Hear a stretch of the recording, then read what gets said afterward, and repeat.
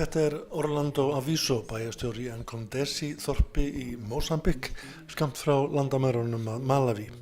Hann er á skrifstofu sinni, skoðar lista yfir mósambíska flóttamenn sem hafa snúið heim frá Malaví eftir rúmlega 2 ára dvöl í flóttamannabúðum. Famílias que corresponde a 5.827 pessoas. Aviso segir að flóttamenn hafi í lok ársins 2016 verið tæplega 6.000. Á þessu ári hafi rúmlega 350 bæst í hópinn. Alls er talið að 10.000 íbúar á þessum slóðum hafi á árinu 2015 leitað skjóls í Malaví eftir að skærur blossuðu upp milli gömlu erkifjandana Frelimo og Renamo, samtakana sem börðust í 16 ára blóðugri borgarastyrjöld. Henni lauk árið 1992 og kostaði 1 milljón mannslífa.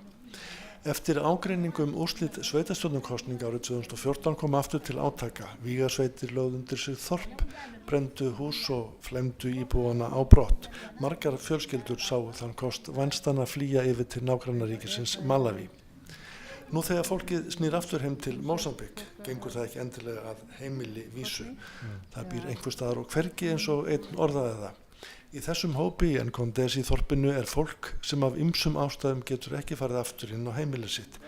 Húsið gæti verið brunnið, yfirtekið af skæruliðum eða einfallega að óttinn við ofbeldismenn er svo sterkur að heimilisfólkið vill ekki snúa aftur. Margir þessara flóttamanna í eigin landi eru því upp á aðra komnir.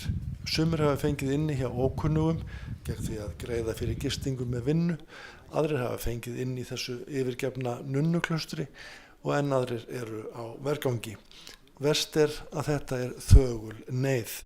Engar alþjóðastofnanir eru hér að störfum til að hlynna að fólkinu, sjá fyrir grunnþörfum þess og opinber stuðningur dugar ekki til framfærslu. Matarskortur er mikill. Há necessidade de reforçar mais o governo para apoiar em questões de comida, fontes de água. Aviso segir mikilvægt að börn fái skólamáltíðir, þau hafi vanist því í Malaví og verið sé að ýta á stjórnvöld að bregðast við. Sama gildi hreint vatn, núverandi ástand sé óboðlegt, en þar sem flestir flóttamanna hafast við sé ekki annað að hafa en skítugt vatn í nærliggjandi á. Við ána er eins og sjáum á hópur kvenna og barna við þvotta og böð. Essa razão que estamos a pedir mais esse esforço para que haja. Við bíðum eftir varanlegum friði, segir Aviso. Vopnahlé er í gildi en óttinn er ennþá til staðar.